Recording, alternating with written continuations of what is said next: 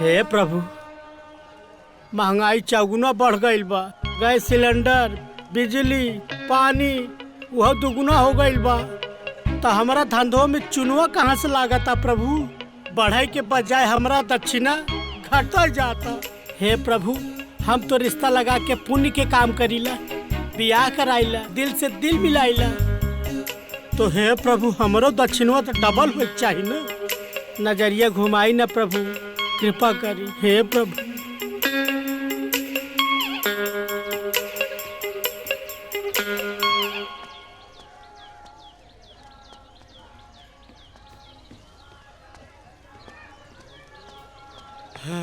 अरे बरसाती भाई नमस्कार। नमस्कार नमस्कार गोपाल भाई, यहाँ कैसे? अरे तहरे के खोजत रहनी है, गए रही घरे तो पता चल कि तू मंदिर आइल बड़ा। अच्छा, हाँ प्रणाम करे चला आए भगवान के। और बाकी सब ठीक बा। बिटिया के बियाह के मन बना लिया का? हाँ बरसाती भाई, सोचा तनी कोनो बढ़िया घर बर मिल जाइत नु तो ओकरा हाथ पीला कर देती। पियर कह दी? हाँ। अरे मेहंदी उहदी लगा के लाल करवाता। हमरे नजर में एक लड़का हीरा बा, लड़किया खातिर दिखावा तानी। हाई देखा।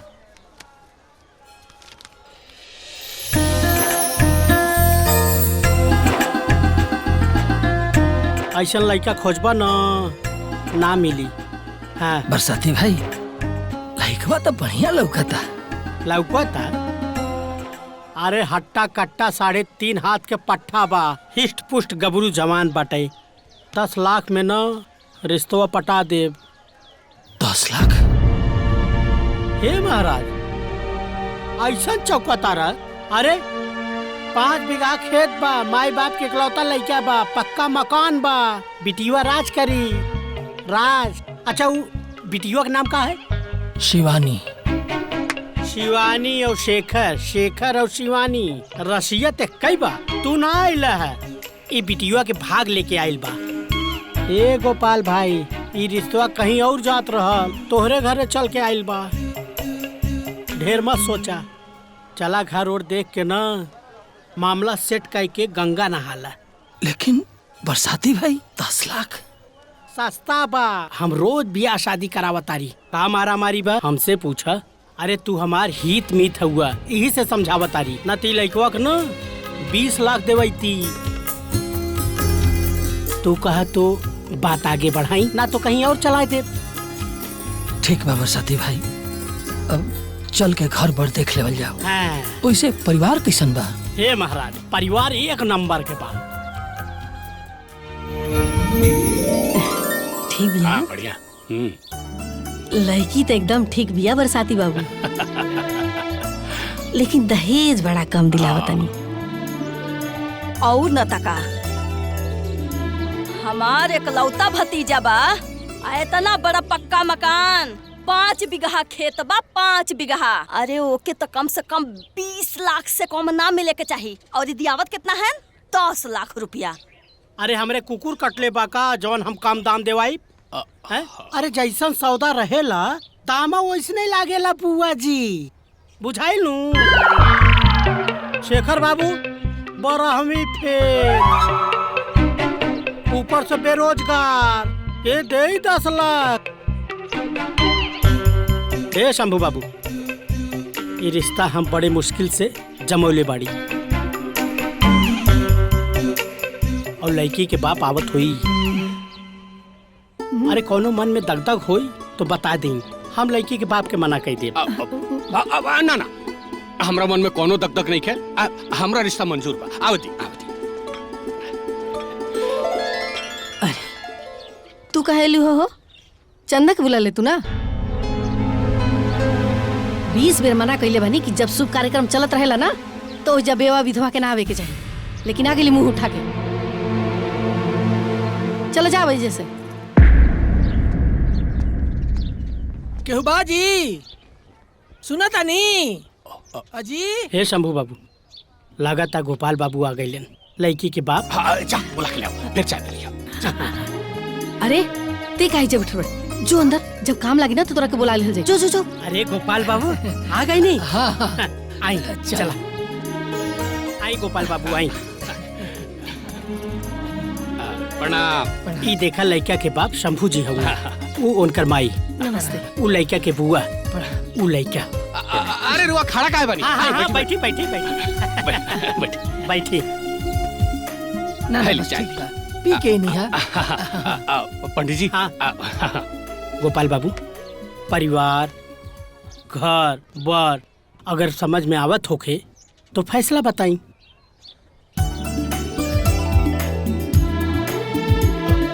हमरा ये रिश्ता मंजूर बा। मंजूर बा? जी। वाह, बहुत खूब। ऐजो मंजूर बा, सब कुछ बता देले बानी। तू कान खोल के सुन ला। शंभू बाबू के ब्याहे के पहले 10 लाख रुपया हर हाल में चाहिए। ठीक बा।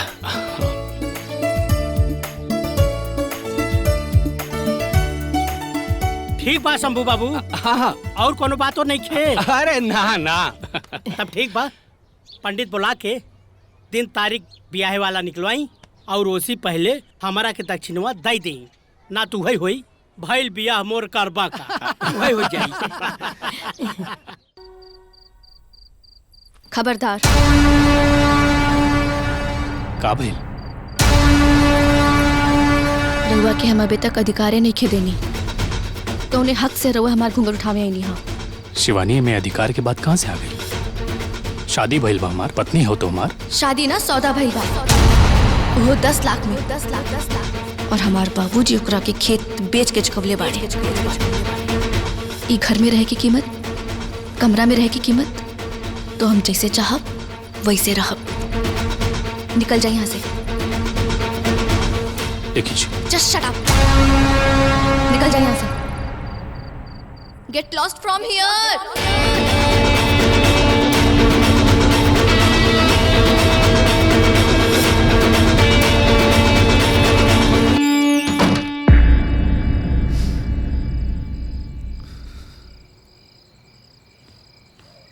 का भैल देवर जी? बड़ी अजीब लड़की बिया भौजी। हमरा के कमरा से दुदकार के भगा दिलस और कहा दिया कि शादी ना सौदा। जाता नहीं माई बाबूजी के बतावे। रुकी, इमे समझदारी नहीं के। ऐसे तो बात और बतंगड़ बन जाए। क्यों सुनी तो का समझी? सब लोग आपके मजाक उड़ाई। मजाक। रउआ होकर पति बाड़ा, ओकरा के समझावे की कोशिश करा। ओकरा मन में भी गुस्सा बा। तई करी भौजी हो, दूसरा के गुस्सा हमरा ऊपर उतारी। तो केकरा पे उतारी देवर जी? रउआ पे तो ओकरा अधिकार बा। देखी, आप शांत हो जाएं और केहू से कुछ बतावे की जरूरत नहीं है। हम खुद ओकरा से बात करब सुबह।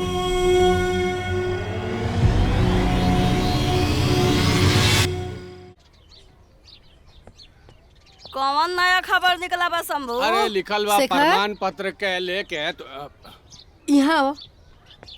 ई भोरे भोरे कहाँ जाता रहा? जाता नहीं घूमे खातिर। तारा के का? अरे अब बियाह शादी भइल, ई घूमल फिरल छोड़ के तनी कोनो काम धंधा के बारे में सोचा। तो का करी माई? तही बताओ का करी। अरे त तिलमिलात काहे बाड़े?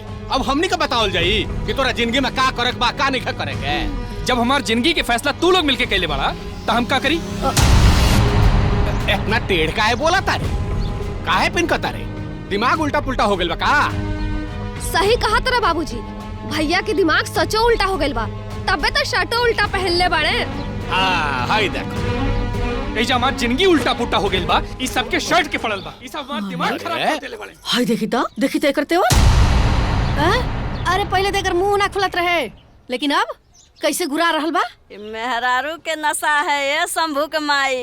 एक रात में कान फूंक देलेस। देखा तारू कैसे फुफकार के गइल है। हाँ तो इनकर सब उपकरण छोड़ा दे, इनकर और इनकर मेहरारू के।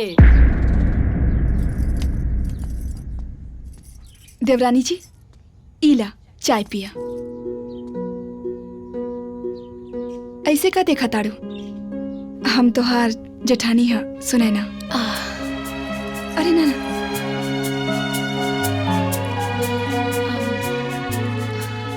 कहीं नजर नहीं आई नहीं? न दुआर छिकाई में न मुंह दिखाई में, कहीं भी नहीं खिलौकल। सासू जी सामने आवे से मना कैले रहली, कहे कि विधवा है ना, तो कोनो शुभ कार्य परोछ में बेवा विधवा के छाया ना पड़े के चाहिए। तू ये सब माने लूका दीदी?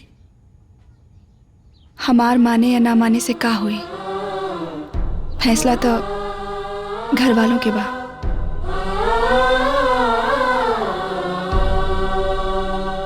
खैर छोड़ा, इला चला चाय पिया।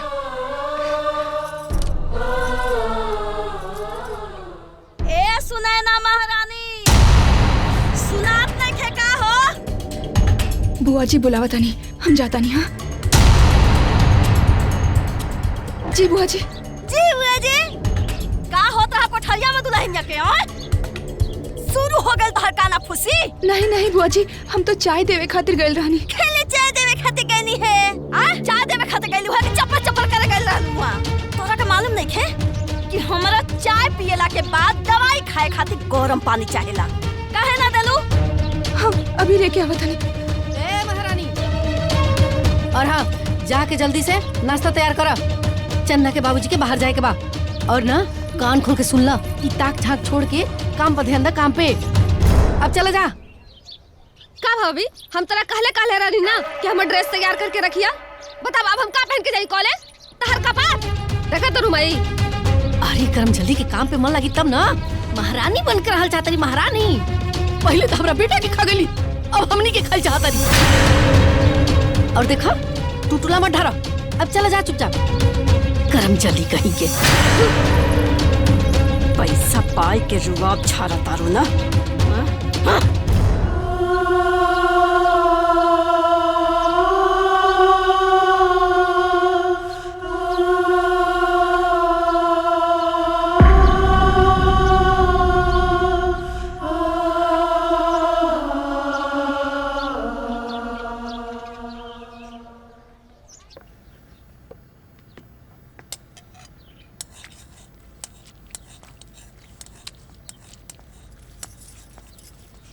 का दीदी नाश्ता बना बतानी? हाँ ऐसे आंसू बहा के? ये आंसू ना हमार तकदीर की स्याही है, जे हमार चेहरा पर हमार बदनसीबी के दास्तान लिखल है।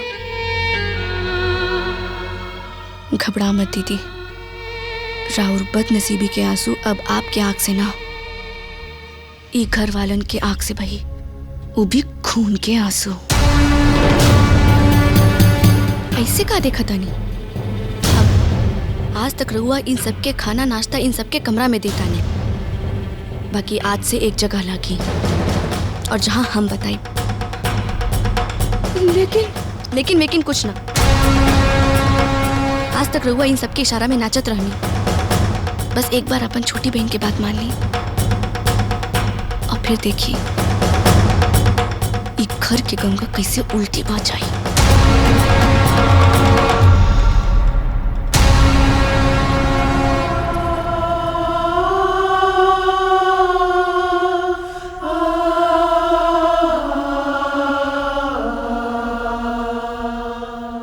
कलावती, हाँ जी। जल्दी से हमारा नाश्ता लगवाओ, हमरा जाए में लेट हो रहा बा। हाँ हाँ देखा तनी, अभी ले काहे न लेल, कहाँ मर गई।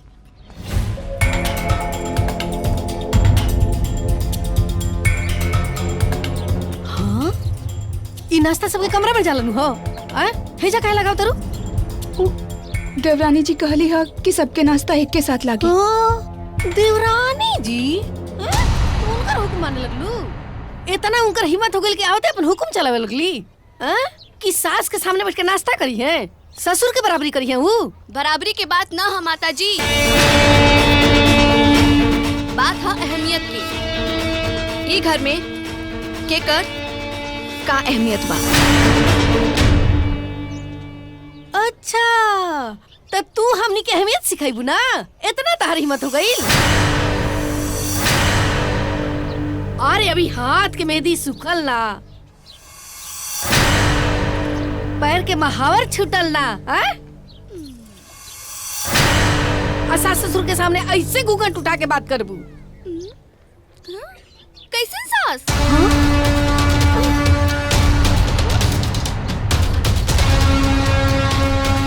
और कैसन ससुर?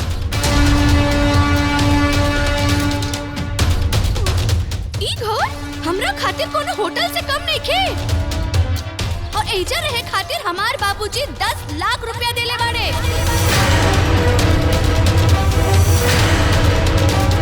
हम एजा जैसे चाहब वैसे रहब। बहू, अपन हद में रह, औकात मत भूला। चिल्लाई मत।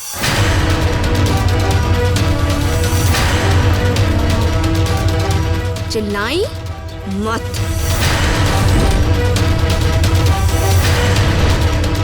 जब एगो बहू घूंघट उठा के और नजर मिला के बात करे ना, तो सास ससुर के समझ जावे के चाहिए कि ई बहू दुश्मन बन के वार करी कि बेटी बन के प्यार करी। खबरदार भौजी, ये कैसन बात करा करू माई बाबूजी से? ओ ले ले ले ले ले। अरे ननद जी, अभी तो शुरुआत है। अरे हम रउआ लोगन के ऐश करे खातिर थोड़ो ना अपन बाबूजी से लड़ झगड़ के एजा पैसा लेनी हो। हम तो अपने ऐश करे खातिर पैसा लेनी हो। और कान खोल के बात सुन ला हमार। जवन भी हमार बाबूजी देले बाड़े ना, AC, fridge, cooler, washing machine, सब हमरा के हमारा अपन कमरा में चाहिए और वीआईपी ट्रीटमेंट के साथ।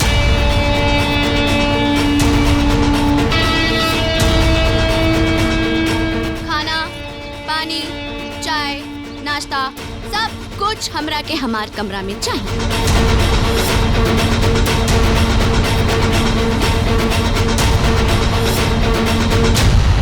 तो रउआ लोग अपन अपन काम बांट ली। काहे से कि अगर हम काम बांटब तो तनी भारी हो जाए।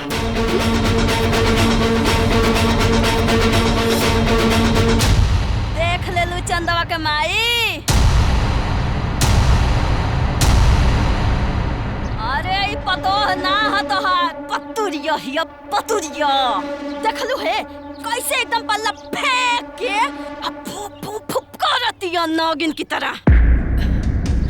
हमरो नाम कलावती है। ऐसा नागिन लोग के फन ना हम कुचले अच्छी तरह से जानी ली।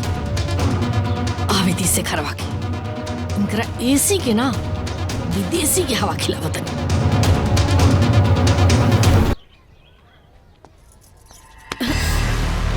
का सासू माँ, रउआ से कहले रहनी ना कि हमरा रूम में कूलर एसी फ्रिज लग जावे के चाहिए। काहे नहीं खेलागल? थू थू गोसाइया सुते जमीनी पे आ कुकुर पर पट्टी पे। बेवकूफ समझ लू का हमनी के? हमनी के झेली जा गर्मी आ तू सुतू एसी में। बड़ा ही तेज बने। बस बहुत हो गई, बहुत सा चुकनी जाओ कर बदतमीजी। शिवानी, शिवानी, शिवानी, कहाँ बाड़ू? शिवानी, शिवानी, तोर हिम्मत कैसे भाई हमार बेटी बहिना मेहरारू से नौकर से भी बदतर काम करावे के, औकनी ऊपर हाथ उठावे। अरे ससुर जी, तनी सौदेबाजी के साथ साथ शास्त्र भी पढ़ लेती तो तनी रउआ के और ज्यादा नॉलेज हो जाती। तब रउआ के खूब अच्छे से पता चल जात कि एगो औरत की हिम्मत मर्द से 4 गुना ज्यादा होले। बस शास्त्र पढ़ब ना, बल्कि फैसला सुनाए। ते अभी के अभी घर से बाहर निकल, न तो धक्का मार के घर से बाहर निकाल। चल निकल। एक बार कोशिश करके देखी। एक बार रउआ के साथे साथे राउर पत्नी, बेटी, बहन की जेल भिजवाई और चक्की पिसवाई।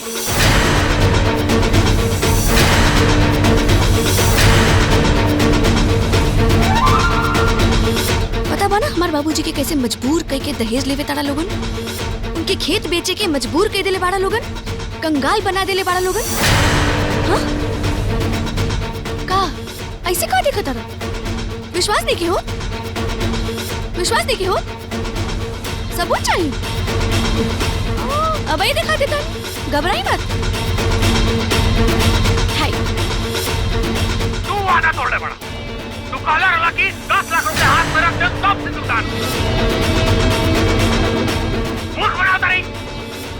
बेवकूफ बना रहल बनी। और तारे से पैसा न वाला रहा है वो दिल्ली चल गए और वो दिल्ली गल कलकत्ता गल के अमेरिका गल वसा के का हो जहां की लगा होता रहा कि चला के सब बियाह करा देबा ओकरा बाद हमनी के ठेगा दिखा देबा पारा पड़ा होता हमनी के। अरे रे ना ना बहुत चालाक बनी रहुआ।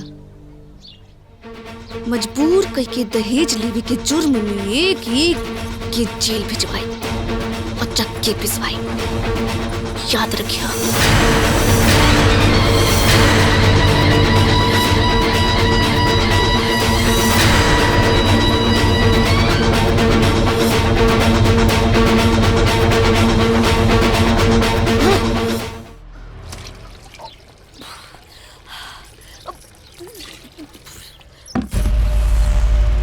ये हमार उतारल कपड़ा है। एकरा के धो के भीज के सुखा दो। का कहले है हम तोर कपड़ा धोई? हाँ तोर उतारल और फेकल कपड़ा हम धोई? हाँ तोर दिमाग तो खराब ना हो गइल बा।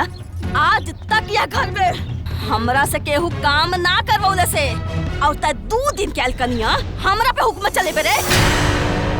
तो रवा भी तो 3 टाइम की रोटी एजा तोड़ता नी। ओह भी तो हमरा पैसा के हाँ। ता ना करबू ता सीधा जेल जाइबू और तहरा के तो हम सबसे पहले जेल भिजवाई। कैसे कि तहरा नाटक ना कुछ ज्यादा बा। तो सोच ला कपड़ा धोवे के बा कि जेल जाए के बा। भाग पगली ते हमार प्यारे बहुरिया है ना। हमार मजाक ना बुझली रे। मजाक तो करत रहनी हो देवता।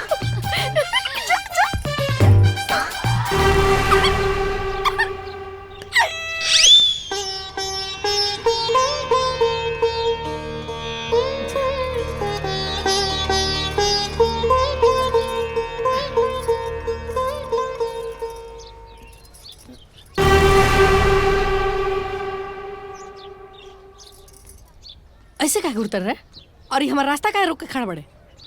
हमार नाश्ता काहे ना बनवलू हा? का हम तोर नाश्ता बनाई? हाँ तो क्या बनाई? जौन बनावे ले जाके ओकरा से पूछ। पैसा रहुआ ले ले बानी तो नाश्ता भी तो रहुआ बनबू ना। अच्छा मतलब हम तोरा के नाश्ता बना के खियाई भी? हाँ नाश्ता बनाईबू भी पकाईबू भी ना तो हम रहुआ के जेल की रोटी खियाई। इमे सारे सबूत बा है ना। तो जल्दी से जाई नाश्ता बनाई चूल्हा चढ़ाई जाई। आपका माए चूल्हा जल रही है तो तू बर्तन मंजबू कहिया सीखबू? जा जल्दी से जा चूल्हा जला और बर्तन मांज जा। ये का है देवरानी जी? पहले बुआ जी से कपड़ा लत्ता और अभी लोगन से चूल्हा चौका। देखा दीदी हम अपन बाबूजी के धन हराम में तो नहीं खाए दे। और खबरदार जो रहुआ हमरा बीच में आई तो हमरा दिल में रहुआ के कोनो रिस्पेक्ट न रह जाई।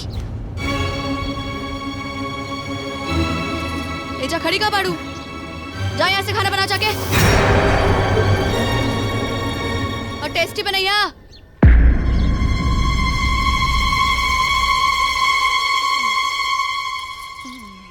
आपन पसंदीदा फिल्म देखे खातिर डाउनलोड करी दंगल प्ले ऐप।